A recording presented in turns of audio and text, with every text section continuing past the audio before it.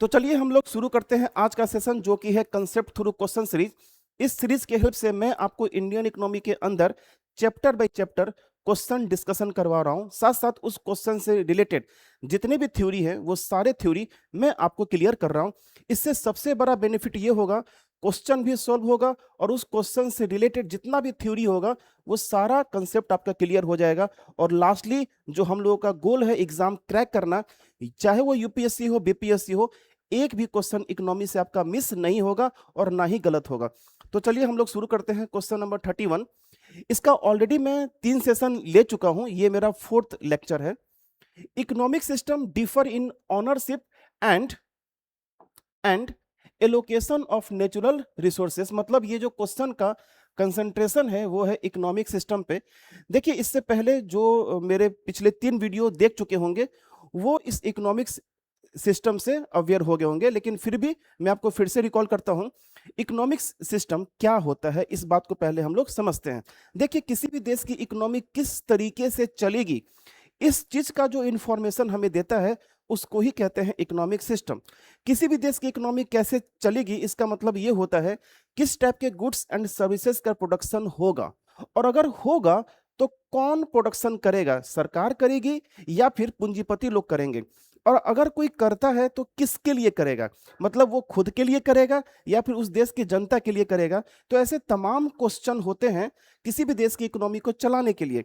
इस चीज का जो इंफॉर्मेशन देता है उसको ही बोलते हैं इकोनॉमिक सिस्टम। अब देखिए, जो इकोनॉमिक सिस्टम होते हैं वो 3 टाइप के होते हैं: market economy, non market economy और मिक्स्ड इकोनॉमी।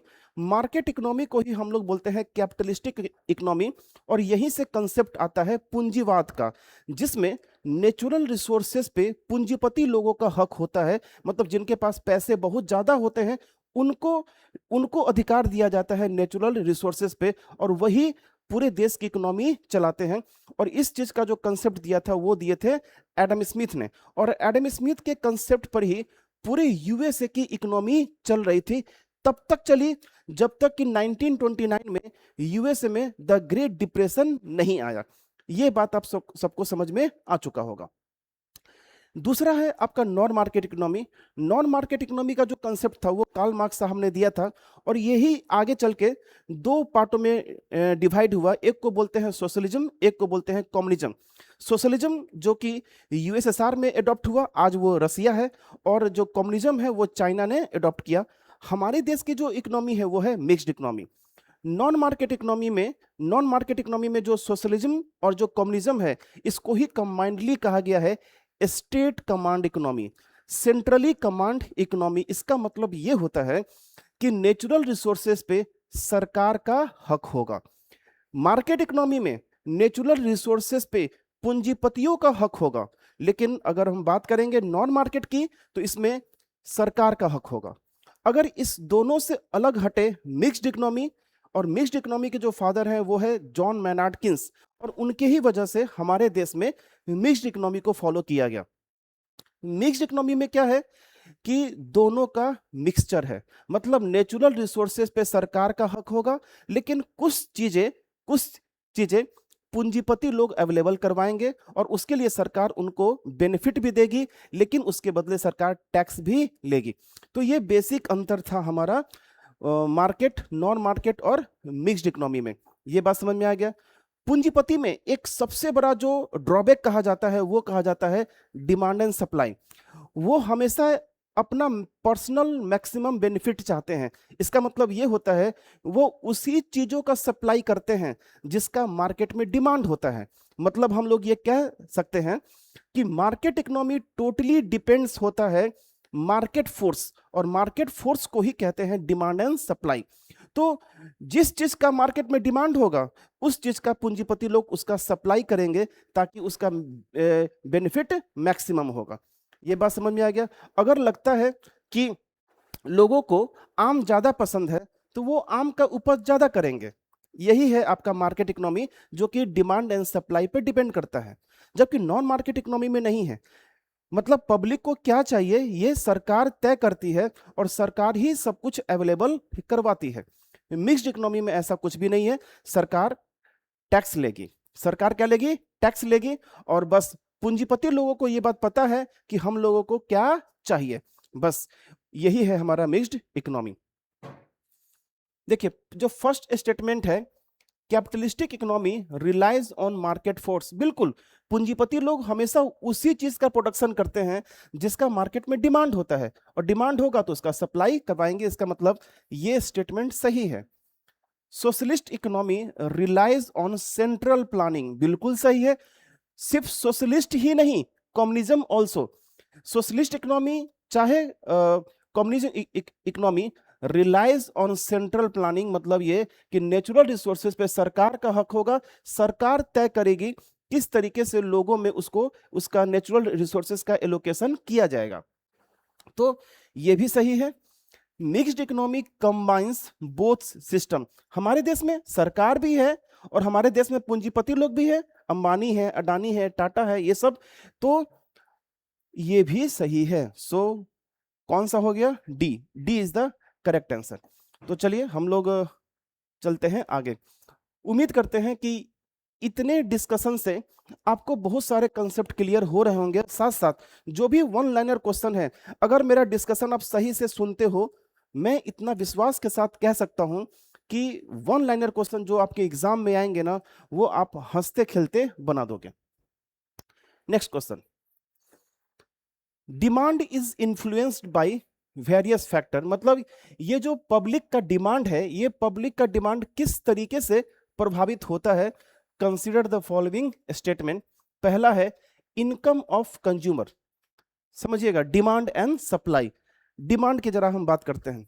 सपोज कीजिए कि आप एक स्टूडेंट हैं, तो आप दाल भात चोखा से भी काम चला लेते हो, लेकिन जैसे ही आपकी जॉब लग जाएगी, आप एसडीएम डीएसपी बन जाओगे, है ना, आईएएस आईपीएस बन जाओगे, फिर आपको दाल भात चोखा पसंद नहीं आएगा, फिर आपको पिज्जा पसंद आएगा। आपका ब्रेकफास्ट जो पहले करते थे, उस टाइप का ब्रेकफास्ट आप नहीं करोगे। आप जो नॉर्मल बाइक से चलते थे, अब आप नॉर्मल बाइक नहीं, आप एटलीस्ट कम से कम बुलेट लोगे। और आप सोचोगे कि जो ऑफिस जाएंगे, हमारे पास तो एक लग्जरी कार तो होना ही चाहिए। आपके जो क्लॉथ होंगे वो आपके ब्रांडेड हो जाएंगे, नॉर्मल क्लॉथ से आपके ब्रांडेड हो जाएंगे। तो मतलब कहीं ना कहीं आपके पास पैसा आएगा। यदि आपका आपका इनकम अगर राइज करता है, तो उन सब चीजों का डिमांड बढ़ जाएगा जिसका पहले डिमांड नहीं था। सो सिंपल सी बात है, इनकम ऑफ कंज्यूमर, अगर इनकम होगा तो डिमांड राइज करेगा। और होता क्या है, इसको बड़े सिंपल लैंग्वेज में समझिए। जैसे ही हमारे पास पैसा आता है ना, तो हमारे हाथ में होने लगती है खुजली कि हम कैसे इसको खर्च करें। और पैसा आएगा तो ऑटोमेटिक आपको हाथ में होने लगेगी खुजली, और आप खर्च करना शुरू करोगे। और जैसे ही खर्च करोगे, मतलब उस चीज का डिमांड बढ़ जाएगा। Price of related goods. देखिए, डिमांड बोल रहा है कि डिमांड किस तरीके से इन्फ्लुएंस होता है। तो मतलब डिमांड बढ़ भी सकता है, डिमांड घट भी सकता है। तो अगर मान के चलिए किसी भी गुड्स का प्राइस अगर राइज होता है, तो कहीं ना कहीं उसका डिमांड क्या होगा? डिक्रीज करेगा। तो इसका मतलब इन्फ्लुएंस तो हो रहा है ना। तो ये भी क्या है? सही है। प्रभावित, इस क्वेश्चन में इन्फ्लुएंस पूछ रहा है, डिमांड राइज और डिक्रीज नहीं पूछ रहा है, सिर्फ इन्फ्लुएंस पूछ रहा है। तो ये भी सही है। और जो तीसरा है टेस्ट एंड प्रेफरेंस, ये भी सही है। इस चीज को मैं समझाता हूं। प्रेफरेंस, कौन सा? प्रेफरेंस। देखिए, जैसे ही इनकम राइज होता है ना, तो जो लोगों का जो प्रेफरेंस है वो चेंज होना शुरू हो जाता है। मैं आपको पहले से कंसेप्ट बता चुका हूं, inferior goods, Veblen goods, Giffen goods. तो अगर हम बात करेंगे, ये जो वेबलेन गुड्स और जो गिफन गुड्स होते हैं, तो आप मान के चलिए कि आपके पास आईफोन नहीं है, लेकिन आईफोन का दाम तो ज्यादा है, आईफोन का दाम ज्यादा है, लेकिन आपके दिमाग में उसके प्रति ना ऐसी पॉजिटिवनेस है कि वो महंगा भी होगा, लेकिन उससे आपको फर्क नहीं पड़ेगा, उसका डिमांड तो बढ़ेगा। इसका मतलब है कि जो प्रेफरेंस है, ये भी कहीं ना कहीं बहुत मैटर करता है। मतलब रुचि, आपको आईफोन के प्रति उसका रुचि है, आप उसको प्रायोरिटी देते हो। लग्जरी कार कितना भी महंगा हो जाए, देखते हो, चाहे BMW हो, मर्सिडीज हो, डिफेंडर हो, ये सब इतना महंगा है, लेकिन फिर भी उसका क्या है? डिमांड है। क्योंकि आपकी उसमें रुचि है। अगर किसी भी चीज में रुचि ज्यादा है, महंगा होगा, लेकिन फिर भी उसका डिमांड बढ़ेगा। आप देखिए रिलायंस जियो का जो आज रिचार्ज 350 का रिचार्ज है, वो रिचार्ज एक जमाने में 100 रुपया का हुआ करता था। लेकिन चूंकि क्या आपको इंटरनेट चलाने की रुचि है, ये बात कंपनी वाले जानते हैं, वो महंगा करते गए, लेकिन क्या उसका डिमांड बढ़ता चला गया। तो होप सो कि आपको ये समझ में आ गया होगा। सो ये तीनों स्टेटमेंट सही है। So D is the correct answer.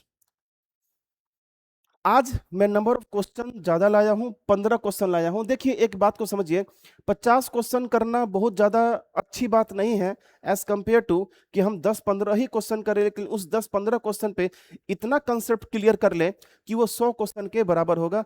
सो मेरी प्राथमिकता इसमें है कि मैं क्वांटिटी में डिपेंड नहीं करूंगा, मैं क्वालिटी में डिपेंड करूंगा।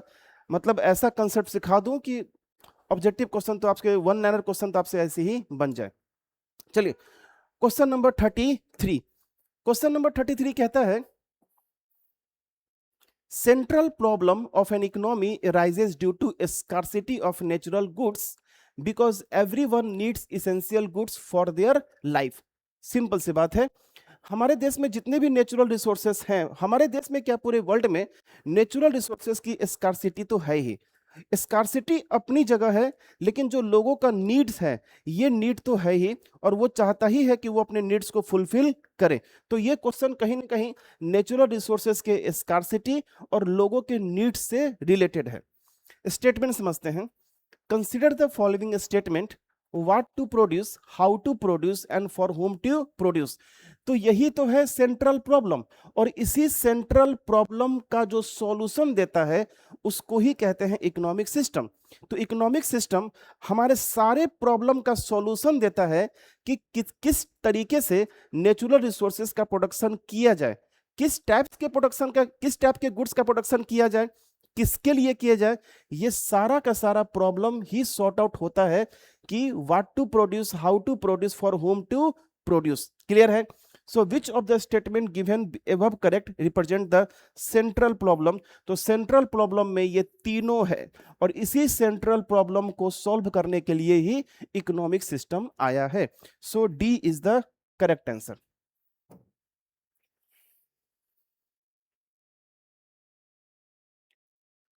Next question, question number 34। Opportunity cost plays a key role in economic decision making, consider the following statement. देखिए अपॉर्चुनिटी कॉस्ट का लास्ट वीडियो में भी मैं अपॉर्चुनिटी कॉस्ट पे आपको डिस्कस किया था, फिर से जरा सुनते हैं थोड़ी सी बातें। अपॉर्चुनिटी कॉस्ट इस बात को बताता है कि जो आपने ऑप्शन चूज किया, नेचुरल रिसोर्सेस का इस्तेमाल करके आपने जो ऑप्शन चूज किया, हो सकता है कि इससे हटकर एक बेस्ट अल्टरनेटिव ऑप्शन भी था। लेकिन नेचुरल रिसोर्सेज चूंकि लिमिटेड है, तो या तो इस गुड्स का प्रोडक्शन करोगे या तो इस गुड्स का प्रोडक्शन करोगे। तो यदि ये चूजन ऑप्शन है, तो कहीं ना कहीं एक आप बेस्ट अल्टरनेटिव ऑप्शन तो भूल रहे हो। ये जो बेस्ट अल्टरनेटिव ऑप्शन भूल रहे हो ना, यही है हमारा अपॉर्चुनिटी कॉस्ट। क्लियर है? नेचुरल रिसोर्सेज का इस्तेमाल हम एक जगह कर सकते हैं, जैसे कोयला है, तो कोयला से या तो आप बिजली बनाइए या तो कोयला को आप इंडस्ट्री में यूज कीजिए। अगर आप इंडस्ट्री में यूज करते हो तो कहीं ना कहीं एक आपका जो बेस्ट अल्टरनेटिव ऑप्शन था कि उसका इस्तेमाल आप बिजली बनाने में करते। यदि आप बिजली बनाने में करते हो, जो कि आपका चूजन ऑप्शन है, तो हो सकता है कि एक बेस्ट अल्टरनेटिव ऑप्शन होता कि इस कोयला का इस्तेमाल आप इंडस्ट्री में करते, लेकिन करोगे तो कहीं एक ही ना। यही है opportunity cost. It refers to the cost of next best alternative forgone. जो आपने ऑप्शन चूज किया, मैंने बताया था ये जो अपॉर्चुनिटी कॉस्ट होता है, इसको हम लोग जो बोलते हैं, ये फॉरगॉन ऑप्शन माइनस आपका चूजन ऑप्शन। जो आप चूज किए हो, लेकिन एक जो चूज किए हो तो कोई आप भूले भी तो हो, तो जो डिफरेंस है यही आपका अपॉर्चुनिटी कॉस्ट है। मैंने एक एग्जांपल भी दिया था कि अगर आप दिल्ली गए, यहां से 6000 का फ्लाइट करके आप दिल्ली गए, तो 6000 का फ्लाइट करना ये आपका चूजन ऑप्शन था, लेकिन इसके बदले आप ट्रेन से भी तो जा सकते थे। तो जो ट्रेन से जाना था ये आपका बेस्ट अल्टरनेटिव ऑप्शन था, जिससे आप कुछ मनी सेव कर सकते थे। जो मनी सेव करोगे वही तो होगा आपका अपॉर्चुनिटी कॉस्ट। सो ये स्टेटमेंट सही है। It helps in efficient allocation of resources, बिल्कुल बात सही है। इफिशियंट एलोकेशन ऑफ रिसोर्सेस, इसका मतलब ये हो गया संसाधनों का कुशल आवंटन। आपको ये बात पता होना चाहिए कि कोयला का इस्तेमाल हम बिजली में बनाने में करेंगे तो ज्यादा बेनिफिट होगा, या फिर कोयला का इस्तेमाल अगर हम इंडस्ट्री में करेंगे तो ज्यादा इकोनॉमिक बेनिफिट होगा। किसमें इकोनॉमिक बेनिफिट ज्यादा होगा हम वही काम करेंगे, और यही चीज बताता है हमारा अपॉर्चुनिटी कॉस्ट। तो ये बताता है कि हम नेचुरल रिसोर्सेज का इफिशिएंट एलोकेशन कर रहे हैं कि नहीं कर रहे हैं, मतलब ये कोयला को हम सही जगह एलोकेट कर रहे हैं कि नहीं कर रहे हैं, हम बिजली बनाने में एलोकेट कर रहे हैं या फिर इंडस्ट्री में कर रहे हैं। ये भी सही है। It is zero when resources are scarce, नहीं, ये अपॉर्चुनिटी कॉस्ट जीरो तभी होता है जब नेचुरल रिसोर्सेस आपके अनलिमिटेड होते हैं। क्योंकि नेचुरल रिसोर्सेस तो हमारे स्केर्स है, लिमिटेड है। जब लिमिटेड रिसोर्सेस होता है उस केस में अपॉर्चुनिटी कॉस्ट कभी जीरो नहीं हो सकता है। ये बात अपने दिमाग में बैठा लीजिए, अपॉर्चुनिटी कॉस्ट जीरो तभी होता है जब नेचुरल रिसोर्सेस अनलिमिटेड होता है। So this is the wrong. So 1 and 2 are only correct. So A is the correct answer. Question number 35. Question number 35 कहता है efficiency is an important concept in economics. Efficiency तो है ही, सिर्फ economics में नहीं हर जगह efficiency बहुत इंपॉर्टेंट होता है। Consider the following statement. देखिए इकोनॉमी में इफिशिएंसी का क्या मतलब हुआ, इसका बेसिक मतलब होता है कि जो हम नेचुरल रिसोर्सेज का इस्तेमाल कर रहे हैं और जो हम फिनिश्ड गुड बना रहे हैं, तो जो फिनिश्ड गुड है, जो भी आपका फिनिश्ड गुड का प्रोडक्शन है ये आपका आउटपुट है, और जो भी आप नेचुरल रिसोर्सेज का इस्तेमाल कर रहे हो इंडस्ट्री में ये आपका क्या है, इनपुट है। सो इस आउटपुट और इस इनपुट का जो रिलेशनशिप है इसको ही कहते हैं इफिशिएंसी। और इन जनरल जो इफिशिएंसी है उसको हम लोग ईटा से रिप्रेजेंट करते हैं, और इसका मतलब होता है आउटपुट टू द इनपुट। इतनी बात समझ में आ गया होगा। इफिशिएंसी मैक्सिमम कब होगा, ये इफिशिएंसी मैक्सिमम तब होगा जब हम इनपुट कम होगा, मतलब लिमिटेड रिसोर्सेस का इस्तेमाल कम करेंगे और आउटपुट हमारा क्या हो, ज्यादा हो। सो इफिशिएंसी मैक्सिमम तभी होगा जब हम इनपुट कम से कम अप्लाई करेंगे, पहला केस। इफिशिएंसी मैक्सिमम तभी होगा जब हमारा आउटपुट क्वांटिटी ज्यादा होगा। ये दो केस अगर आपको पता चल जाता है तो आप इफिशिएंसी से रिलेटेड क्वेश्चन कर लोगे। एक चीज और, इफिशिएंसी ज्यादा तभी होगा जब हम कम से कम इनपुट को बर्बाद करेंगे या कम से कम इनपुट को यूज करेंगे। देखिए ये क्वेश्चन हम लोग करते हैं, क्वेश्चन आप बहुत आसानी से सॉल्व कर लोगे। Productive efficiency means maximum output for given input. मैंने यह बताया productive efficiency means maximum output. Output आप चाहते ही हो कि ये हमारा मैक्सिमम हो, सो ये बात क्या है, सही है। दूसरा स्टेटमेंट है allocative efficiency means producing goods as per consumer preferences. Simple से बात है, एलोकेटिव इफिशिएंसी हम उस गुड्स का इस्तेमाल करेंगे ना, उस गुड्स का प्रोडक्शन करेंगे ना जिसका मार्केट में क्या डिमांड होगा। आप नेचुरल रिसोर्सेस लगा के आपने इनपुट तो दे दिया, लेकिन उस आउटपुट का कोई कंज्यूमर ही नहीं है, सो क्या बेनिफिट होगा। So allocative efficiency means producing goods as per consumer preferences. बात बिल्कुल क्या है, सही है। Efficiency is achieved even when resources are under utilized. Question कह रहा है ये कि efficiency is achieved even when resources are under utilize. गलत बात है, मतलब हम रिसोर्सेस का हम सही तरीके से इस्तेमाल ना करें, हम नेचुरल रिसोर्सेस का सही तरीके से इस्तेमाल ना करें और आप चाहिएगा कि आपका इफिशिएंसी ज्यादा हो जाए, ये कहां से पॉसिबल है। सो ये स्टेटमेंट क्या है, गलत है, ठीक है।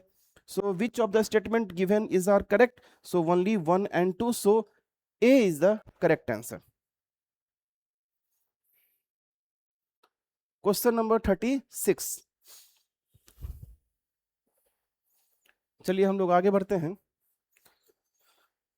Shifts in production possibility curve, PP इसको बोलते हैं, पीपीसी, प्रोडक्शन पॉसिबिलिटी कर्व बोलते हैं इसको। Indicate economic changes, economic changes के बारे में बताता है प्रोडक्शन पॉसिबिलिटी कर्व, और इसको ही हम लोग बोलते हैं पीपीएफ, प्रोडक्शन पॉसिबिलिटी फ्रंटियर। तो इसका दो नाम है, प्रोडक्शन पॉसिबिलिटी फ्रंटियर या फिर प्रोडक्शन पॉसिबिलिटी कर्व। ठीक है, देखते हैं ये होता क्या है, समझिएगा। जो प्रोडक्शन पॉसिबिलिटी कर्व हमें यह बताता है कि अगर हमारे पास नेचुरल रिसोर्सेस एक ही है और इस एक नेचुरल रिसोर्सेस से हम दो डिफरेंट फिनिश्ड गुड कैसे बना सकते हैं, उस दोनों का कॉम्बिनेशन ही कहलाता है प्रोडक्शन पॉसिबिलिटी फ्रंटियर या फिर प्रोडक्शन पॉसिबिलिटी कर्व। ये बात समझ में आ गया। एग्जांपल के तौर पे सपोज कीजिए आपके पास 1 केजी चीनी है। यदि आपके पास 1 केजी चीनी है और आप चाहते हो, लिसन, आप चाहते हो या तो हम चाय बनाएं या तो हम कॉफी बनाएं। ओके, तो चीनी का इस्तेमाल या तो कॉफी में कर सकते हो या तो कॉफी चाय में कर सकते हो या तो दोनों में कर सकते हो। कुछ यूज करोगे चाय बनाने में और कुछ यूज करोगे कॉफी बनाने में, तो दोनों का तो एक कॉम्बिनेशन तो होगा ही होगा। इस कॉम्बिनेशन से जो ग्राफ बनेगा उसको ही हम लोग कहते हैं प्रोडक्शन पॉसिबिलिटी फ्रंटियर या फिर प्रोडक्शन पॉसिबिलिटी कर्व। अब मैं लेता हूं दूसरा एग्जांपल। सपोज कीजिए आपके पास मैंगो है, आम है, ठीक है। तो इस आम से आप दो फिनिश्ड गुड बनाना चाहते हो, तो आम से या तो माजा बन जाएगा या तो उस आम से जेली बन जाएगा। क्लियर है? हो सकता है कि पूरा का पूरा आम का इस्तेमाल करके आप माजा बना लो, या तो पूरा का पूरा आम का इस्तेमाल करके आप जेली बना लो, या तो कुछ माजा बनाओ या तो कुछ जेली बनाओ। दोनों का कॉम्बिनेशन ही कहलाता है production possibility frontier. Production possibility frontier का जो ग्राफ होता है वो ग्राफ होता है ऐसा। ये होता है प्रोडक्शन पॉसिबिलिटी फ्रंटियर। इधर क्या है, गुड 1 है और इधर आपका गुड 2 है। पहला गुड दूसरा गुड, मतलब एक नेचुरल रिसोर्सेस का इस्तेमाल करके दो डिफरेंट फिनिश्ड गुड्स का प्रोडक्शन करना ही कहलाता है production possibility frontier. I hope so कि ये बात समझ में आ गया होगा। ठीक है, अब एक नेचुरल रिसोर्सेस है तो इसको बहुत तरीके से जो फिनिश्ड गुड है, इस फिनिश्ड गुड का जो क्वांटिटी है ये तो आप राइज कर ही सकते हो। बहुत सारे तरीके होते हैं, जैसे कि टेक्नोलॉजी हो गया, एडवांस अलग अलग टाइप के तरीके हो जाते हैं, है ना। तो चलिए हम लोग क्वेश्चन करते हैं, देखते हैं क्वेश्चन में और क्या क्या कुछ है, उसके अकॉर्डिंग हम लोग डिस्कस करेंगे। Increase in resources shift PPC outward. Increase in resources shift in PPC outward, मतलब ये कि अगर नेचुरल रिसोर्सेस का उत्पादन ज्यादा होगा, अगर जो प्राकृतिक संसाधन है इसका अगर इसका अगर प्रोडक्शन ज्यादा होता है तो कहीं ना कहीं जो फिनिश्ड गुड का प्रोडक्शन क्या होगा, ज्यादा होगा। यही तो कह रहा है। अगर सिंपल सी बात है, अगर आम का उत्पादन ज्यादा होगा तो माजा और जेली का उत्पादन भी क्या होगा, ज्यादा होगा। तो ये बात बिल्कुल क्या है, सही है। Technological improvement shifts PPC outward, ये कह रहा है क्या टेक्नोलॉजी के इस्तेमाल करने से क्या हम एक नेचुरल रिसोर्सेज से ज्यादा गुड्स का प्रोडक्शन कर सकते हैं? हाँ, बिल्कुल कर सकते हैं। टेक्नोलॉजी का इस्तेमाल करोगे तो हो सकता है कि बर्बाद कुछ जो जो कुछ इनपुट बर्बाद हो रहा था वो बर्बाद आपके कम से कम होंगे, टाइम आपका कम लगेगा। अगर टाइम कम लगता है तो जो प्रोडक्शन होगा वो ज्यादा होगा। तो ये टेक्नोलॉजी, कहीं ना कहीं टेक्नोलॉजी तो मैटर करता ही करता है। अनएम्प्लॉयमेंट शिफ्ट पीपीसी आउटवर्ड, ठीक है। अनएम्प्लॉयमेंट शिफ्ट पीपीसी आउटवर्ड, देखिए यहाँ पे अनएम्प्लॉयमेंट का कोई रिलेशन आपका नहीं है, ठीक है। यहाँ तो एक नेचुरल रिसोर्सेज से दो डिफरेंट फिनिश्ड गुड का प्रोडक्शन ही कहलाता है पीपीसी। तो अनएम्प्लॉयमेंट शिफ्ट पीपीसी आउटवर्ड, ऐसा कोई इसमें कोई रिलेशन नहीं है। सो क्या होगा इसका answer? 1 and 2, 1 and 2 is the correct. ठीक है, A is the correct answer.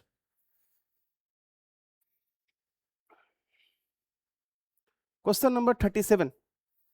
37 क्या कह रहा है? Scarcity is the fundamental problem of economy economics arising due to limited resources and unlimited wants. So question का जो कीवर्ड है वो है स्कार्सिटी, स्कार्सिटी और limited resources and unlimited wants. Simple सी बात है, हमारे पूरे वर्ल्ड में जितने भी नेचुरल रिसोर्सेस हैं वो नेचुरल रिसोर्सेस कहीं ना कहीं लिमिटेड हैं। ये लिमिटेड ही तो हैं जिसकी वजह से इतना सारा युद्ध हो रहा है।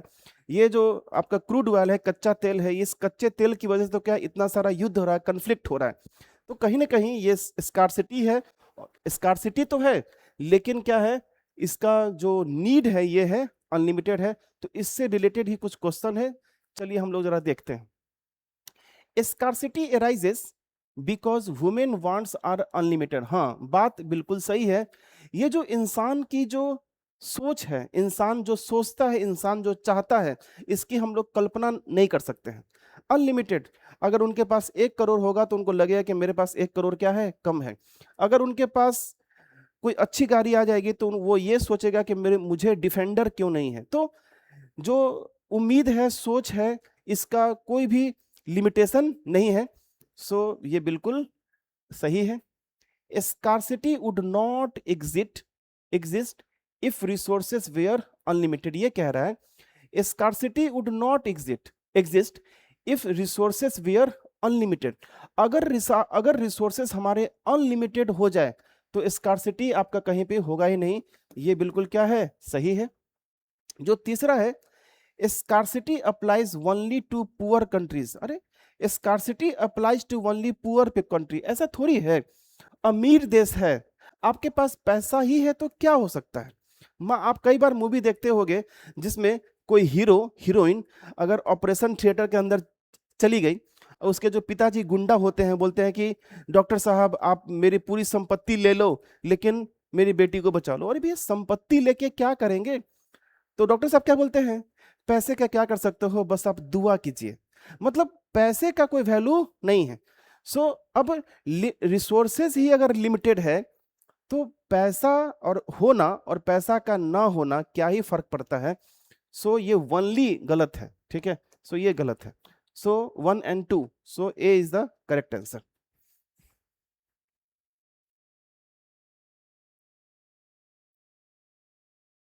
नेक्स्ट क्वेश्चन,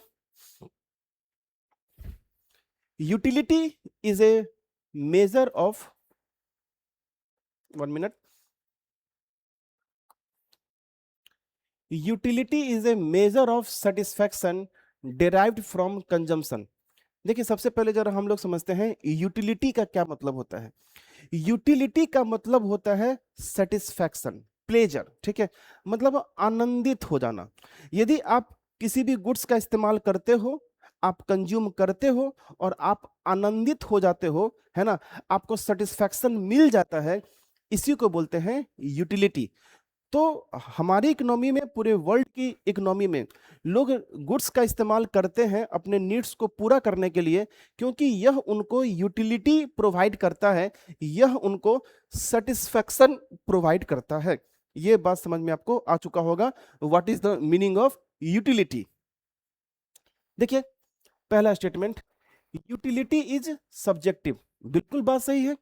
यूटिलिटी क्या है, सब्जेक्टिव है। इसका मतलब ये, यूटिलिटी व्यक्ति परक है। मतलब इसका मतलब ये होता है मेरी यूटिलिटी अलग है, उसकी यूटिलिटी अलग है। अब मेरा इसके प्रति यूटिलिटी अलग है। मतलब मेरा जो अगर कार की बात करें तो कार में अलग अलग यूटिलिटी होगा, वेज में अलग अलग होगा, नॉन वेज में अलग अलग होगा। मतलब मैं हूं अकेला लेकिन हर केस में मेरी यूटिलिटी जो मुझे आनंदित करेगा वो अलग अलग है।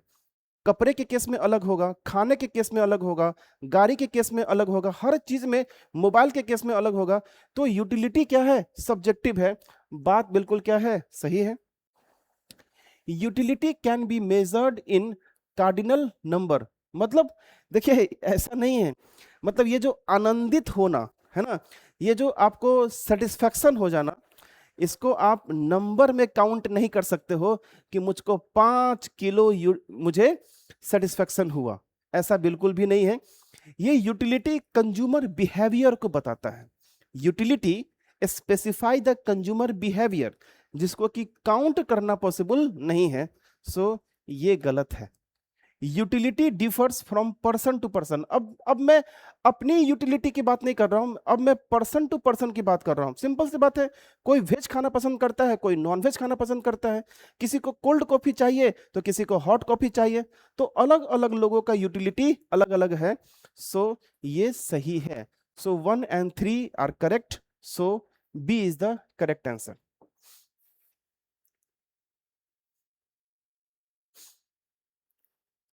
Question number 39। 39 क्या कहता है? Law of diminishing marginal utility explain consumer behaviour. मैं बोला हूं कि ये यूटिलिटी जो है वो कंज्यूमर बिहेवियर तो बताता ही बताता है। अब जरा समझिएगा, ये डिमिनिशिंग मार्जिनल यूटिलिटी क्या है? Law of diminishing marginal utility क्या है? मतलब शॉर्ट फॉर्म में मार्जिनल यूटिलिटी। मार्जिनल यूटिलिटी का मतलब होता है एडिशनल सेटिस्फैक्शन। क्या होता है? Additional satisfaction. मतलब मान के चलिए, ठीक है, कि आपको एक सरकारी नौकरी है ना, और 80,000 का महीना आप कमा रहे हो। तो 80,000 का महीना आप कमा रहे हो, सो इट प्रोवाइड यूटिलिटी। लेकिन किसी महीने में आप 50,000 रुपया का एक्स्ट्रा इनकम कमा लिए, सो ये एडिशनल यूटिलिटी है। इसको ही कहते हैं एडिशनल मतलब मार्जिनल यूटिलिटी। मार्जिनल यूटिलिटी का शुद्ध हिंदी होता है, मतलब इंग्लिश में ही बोले जाए शॉर्ट फॉर्म में, additional utility, additional satisfaction. Clear है? ठीक है। अगर आप किसी गुड्स का इस्तेमाल कर रहे हो, ठीक है, और आपको अगर सेटिस्फैक्शन मिल रहा है, ठीक है, मान लीजिए कि ना आप कुछ ऐसा आइटम खा रहे हो जो आपको काफी अच्छा लगता है, पिज्जा का एक स्लाइस खा रहे हो, तो आपको अगर पिज्जा खाने को मिल गया तो आपको एक यूटिलिटी आ जाएगी, मतलब सेटिस्फैक्शन आ जाएगा, आपके अंदर प्लेजर आ जाएगा। ठीक है।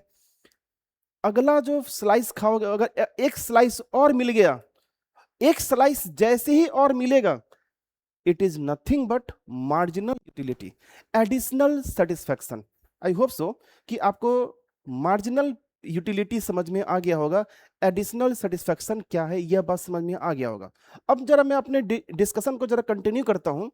सपोज कीजिए कि पहला स्लाइस आपने पिज्जा का खाया, दूसरा खाया, तीसरा खाया, लेकिन क्या होगा, एक समय आएगा कि धीरे धीरे धीरे धीरे जो यूटिलिटी है वो डिक्रीज करना शुरू कर देगा। मतलब जो चीज आप कंज्यूम करते हो, यदि ये चीजें कंटिन्यू मिलना शुरू हो जाएगा, अगर गैप नहीं होगा, जैसे मान के चलिए कि आज आपने खाया पिज्जा, कल खाओगे पिज्जा तो कोई दिक्कत नहीं है, लेकिन आप अगर कंटिन्यू पिज्जा खाना बैठ गया है और आपको एक एक स्लाइस देते चला गया, सो एक समय आएगा कि आपकी यूटिलिटी डिक्रीज होना शुरू कर देगी, है ना, सेटिस्फैक्शन कम होना शुरू हो जाएगा, बिकॉज कि आप उसका कंज्यूम करना नहीं चाहोगे। ये कंसेप्ट ही कहलाता है law of diminishing marginal utility. Clear? तो चलिए हम लोग क्वेश्चन की बात करते हैं। Marginal utility decreases with each additional unit consumed. यह बात समझिए बड़े प्यार से, ठीक है। मार्जिनल यूटिलिटी डिक्रीजेस मतलब जो एक्स्ट्रा सेटिस्फैक्शन था ये डिक्रीज करेगा which each additional unit consume.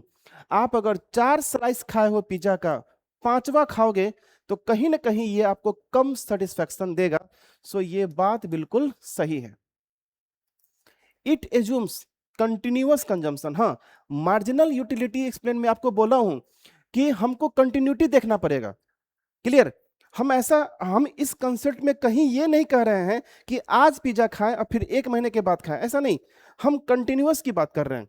So it assume continuous consumption. आप जब कंटिन्यूअस कंजम्पशन कीजिएगा तभी ये बात कह सकते हो, ठीक है। सो ये भी क्या है, सही है। It implies total utility always decrease. नहीं, ऐसा कहां कह रहा है? Utility is different, marginal utility is different. Okay, utility is difference and the marginal utility is difference, and the utility plus marginal is nothing but total utility.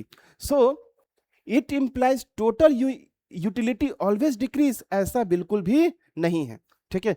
Total utility हमेशा decrease करेगा ऐसा नहीं, कभी आपकी यूटिलिटी इंक्रीज भी करती है और आपकी डिक्रीज भी करती है। सो ये गलत है, ठीक है। मार्जिनल होता है एडिशनल के केस में, ठीक है। So 1 and 2 is correct, so A is the correct answer. तो हम लोग आगे बढ़ते हैं।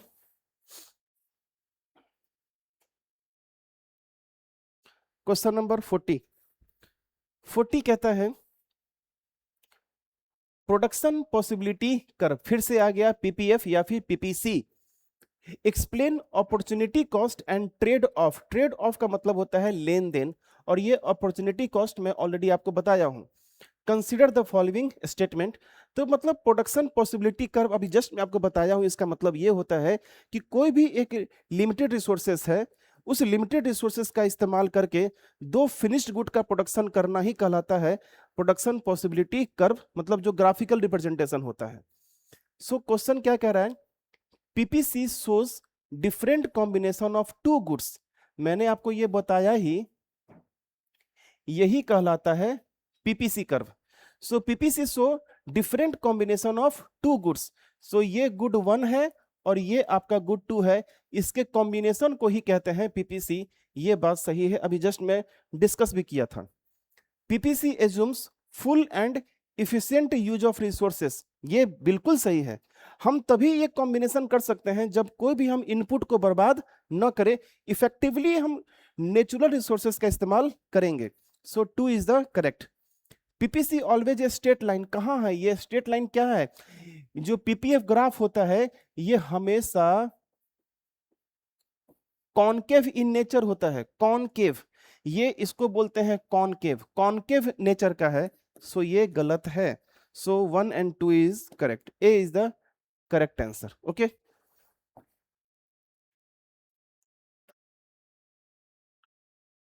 नेक्स्ट क्वेश्चन, क्वेश्चन नंबर 41, ठीक है। 41 क्या कहता है, which one of the following statement accurately identifies the structural disparity. Structural disparity मतलब होता है ये भेदभाव। Structural disparity in the Indian primary sector of the financial year 2024-25 data. मतलब ये जो 2024-25 का जो सर्वे का रिपोर्ट है, ये सर्वे का रिपोर्ट प्राइमरी सेक्टर के प्रति क्या भेदभाव के बारे में बता रहा है। कह रहा है ये जो फाइनेंशियल ईयर 2024-25 के आंकड़ों के अनुसार निम्नलिखित में से कौन सा कथन भारतीय प्राथमिक क्षेत्र में संरचनात्मक असमानता को सटीक रूप से दर्शाता है, भेदभाव को बताता है। समझिएगा, द सेक्टर कंट्रीब्यूट्स। अब देखिए मैं आपको पहले बताता हूं इसके बारे में। हमारे देश में जो 3 सेक्टर है, प्राइमरी, सेकेंडरी और टर्सरी। हमारे देश में जो टर्सरी सेक्टर है, जो सर्विस सेक्टर है, ये हमारे देश में जीडीपी में सबसे ज्यादा योगदान देता है। 55 से 60% का योगदान सर्विस सेक्टर अकेले देता है। क्लियर है? जबकि अगर हम बात करेंगे सबसे ज्यादा जो वर्क फोर्स जो डिपेंडेंट है, लोग जो जिस पे निर्भर हैं, वो है प्राइमरी सेक्टर। तो 40% और 40% से ज्यादा लोग तो निर्भर है किस पे? एग्रीकल्चर सेक्टर पे। भले ही निर्भर है, लेकिन जो जीडीपी में कंट्रीब्यूशन देखेंगे तो वो 20% से भी कम है। ये बहुत ही चौंकाने वाला डाटा है, और यही जो सरप्राइजिंग डाटा है सर्वे का, यही क्वेश्चन पूछ रहा है कि जो क्या भेदभाव देखने को मिला, क्या असमानता देखने को मिला। तो असमानता यही तो है कि ज्यादा से ज्यादा लोग निर्भर हैं, लेकिन अगर हम राष्ट्रीय आय की बात करें तो राष्ट्रीय आय में इसका योगदान सबसे कम है। यही असमानता है। क्लियर है? ठीक है। So the sector contributes 40% of the nominal GDP, बिल्कुल गलत है। The sector is now categorised as a part of quaternary, नहीं, ऐसा बिल्कुल भी नहीं है। ठीक है। The sector has achieved a 7.2% real GVA growth rate, making it the most productive sector of the productive sector for worker, नहीं, ऐसा बिल्कुल भी नहीं है। The sector sustain over 40% of the total workforce, यहाँ ये बात सही है। आगे देखते हैं, while contributing approximately 19.7% of the nominal GDP. So D is the correct answer. D क्या है इसका करेक्ट आंसर है? 40% से ज्यादा वर्कफोर्स इस पे डिपेंडेंट है, लेकिन हमारे देश का जो जीडीपी में कंट्रीब्यूशन है वो मात्र 19.7% है, 20% से भी कम है। सबसे अधिक सर्विस सेक्टर है। ये बात क्लियर है। अब सर बात सवाल आती है कि सर आप जब डिस्कस करने को बोले हैं तो आप बोले हैं कि उससे रिलेटेड जितने भी टर्म होंगे वो सारे कुछ आप समझाएंगे, तो टेंशन लेना नहीं है। इसमें दो टर्म आपका ये इंट्रोड्यूस हुआ है, जीवीए और जीडीपी। ये मैं अगले चैप्टर में बड़े प्यार से पूरे डेप्थ एनालिसिस आपको करवा के दिखाऊंगा। Question number 42।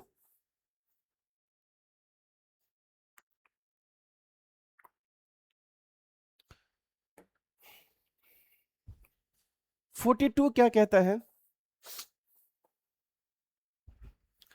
In the classification system utilised by recent economic survey, ये जो हालिया आर्थिक सर्वेक्षण द्वारा उपयोग की जाने वाली वर्गीकरण प्रणाली में, विच specific group of activity constitute the secondary sector. मतलब आपको बस यही बताया जा रहा है कि बहुत सारे काम है, तो आपको ये चेक करना है कि कौन सा लेसन कौन सा सेकेंडरी सेक्टर में है। देखिए तीन टाइप के सेक्टर होते हैं, प्राइमरी, सेकेंडरी और टर्सरी। प्राइमरी में नेचुरल रिसोर्सेज का एक्सट्रैक्शन होता है, उसका उत्पादन होता है। जो भी नेचुरल रिसोर्सेज का उत्पादन हुआ, यदि हम इंडस्ट्री में उस पर प्रोसेस करते हैं तो उसको ही कहते हैं सेकेंडरी सेक्टर। और जब फिनिश्ड गुड बन जाता है, इसको जब हम बाजार में लेके आते हैं, वो है हमारा टर्सरी सेक्टर, सर्विस सेक्टर है। क्लियर? अब देखिए इसमें क्या है, पब्लिक एडमिनिस्ट्रेशन। देखिए पब्लिक एडमिनिस्ट्रेशन जो है, जहां पे पॉलिसी बनाई जाती है, तो जब बात पॉलिसी मेकिंग की होती है तो वो हमेशा सर्विस सेक्टर में होगा। और सर्विस सेक्टर को भी दो पार्ट में डिवाइड किए हैं, एक को बोलते हैं क्वार्टरनरी, एक को बोलते हैं क्यूनरी। तो क्वार्टरनरी नॉलेज बेस्ड सेक्टर होता है, जबकि जो पॉलिसी मेकिंग सेक्टर होता है वो होता है क्यूनरी सेक्टर। सो ये भी नहीं है, डिफेंस, रियल एस्टेट, प्रोफेशनल, ये सब के सब आपके किस में है? सर्विस सेक्टर में है। Mining, quarrying, live stock, forestry नहीं, ये सब के सब आपके प्राइमरी सेक्टर में है। ट्रेड ट्रेड सर्विस है, होटल सर्विस है, कम्युनिकेशन सर्विस है, ब्रॉडकास्टिंग सर्विस है, ये भी क्या है? सर्विस सेक्टर है। Manufacturing, electricity, gas, water supply, construction, ये सब क्या है आपके? देखिए ये सर्विस है, मैं यहां पे लिखा हूं सेकेंडरी, ठीक है? तो यही है आपका secondary. So D is the correct answer.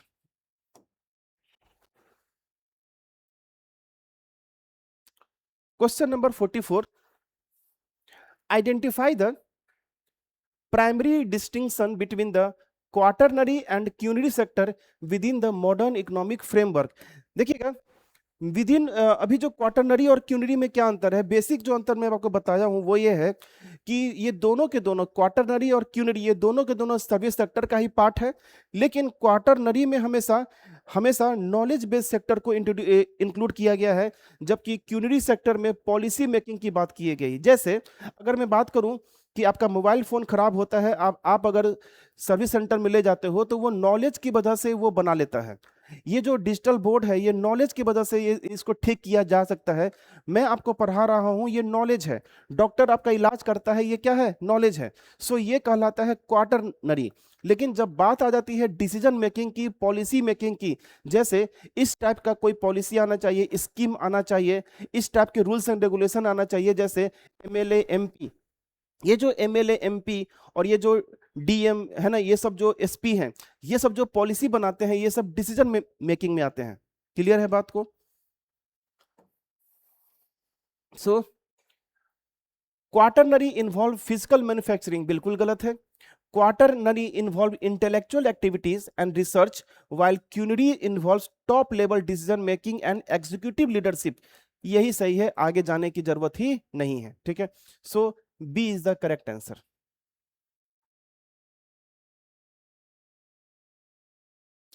Next question, which set of figures correctly represent the economic performance of tertiary sector in financial year 2024-25? 24-25 में टर्सरी सेक्टर का आपको परफॉर्मेंस बताया जा रहा है, पूछा रहा है। मैं आपको पहले ही बताया हूं, सर्वे का रिपोर्ट ये कहता है कि 55 से 60% का योगदान अकेले सर्विस सेक्टर का है, ठीक है? सो जरा देख लीजिए कौन सा आंसर होगा। कंट्रीब्यूट टू नॉमिनल जीडीपी मात्र 25, बिल्कुल नहीं। कंट्रीब्यूट टू नॉमिनल जीडीपी 19, बिल्कुल भी नहीं, ये तो एग्रीकल्चर का है। Contribution to national GDP 55, real GVA growth rate 7.2%, ये बिल्कुल सही दिख रहा है। जरा डी भी पढ़ लेते हैं। Contribution to nominal GDP 60%, real GVA growth rate नहीं, ग्रोथ रेट भी इंपॉर्टेंट है, ये सब हम लोग आगे डिस्कस करेंगे। जीवीए इसको हम लोग बोलते हैं ग्रॉस वैल्यू एडिशन, और एक है हमारा जीडीपी ग्रॉस डोमेस्टिक प्रोडक्ट। ये सब हम लोग अगले वीडियोस में हम लोग वन बाय वन बड़े प्यार से डिस्कस करेंगे हम लोग। So C is the correct answer. Question number 45, this is the last question of today's session. The Blue Economy Initiatives is strategically integrated into which economic sector to promote sustainable resource management? देखिए, जो blue economy है, जो biotech है, इस biotech में भी colour coding किया गया है। तो जो ब्लू इकोनॉमी है, ये एक्चुअली रिलेट किया गया है ओशियन से। किससे किया गया है? ओशियन से, सागर महासागर से रिलेट किया गया है। और वहां से क्या प्रोडक्शन हो सकता है? तो भैया वहां से फिशरी, कौन सा? फिशरी, मत्स्य पालन। और आपको पता होना चाहिए कि हमारे देश में जो टोटल नेशनल इनकम है, जो जिसको जीडीपी से हम लोग एक्सप्रेस करते हैं, टोटल जीडीपी का 1%, टोटल जीडीपी का 1% फिशरी से आता है। और ये ब्लू इकोनॉमी का ही पार्ट है। और क्या है ये? ब्लू इकोनॉमी का पार्ट है, तो सेकेंडरी में नहीं है। और फिशरी, अगर हम फिशरी की बात करेंगे तो फिशरी किस में है? प्राइमरी सेक्टर का पार्ट है, तो हमको प्राइमरी सेक्टर ढूंढना है। सेकेंडरी नहीं, सेकेंडरी नहीं है। टर्सरी नहीं है। The primary sector to reimagine marine and fisheries development. So C is the correct answer. So इसका आंसर क्या होगा? C. So blue economy, primary sector. Biotech में अगर क्वेश्चन आ जाए कि ये जो ब्लू कलर कोडिंग है ये किससे संबंधित है, तो याद रखिएगा ओशियन से। किससे? ओशियन से, मैरीन। ठीक है, तो ये था हमारा आज का सेशन। तो उम्मीद करता हूं ये 15 क्वेश्चन तो आप सॉल्व किए होंगे, साथ साथ उससे रिलेटेड बहुत सारे कंसेप्ट जो मैं आपको डिस्कस किया, ये भी आप सीखे होंगे, समझे होंगे। तो मिलते हैं हम लोग अगले सेशन में। Thank you.